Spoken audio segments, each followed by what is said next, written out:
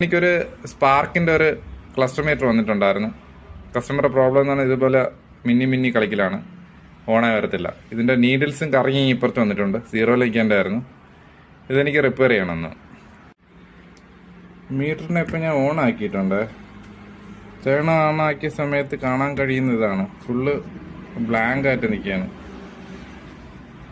ഡിസ്പ്ലേയിൽ ആരോ കൈ വെച്ചിട്ടുണ്ട്.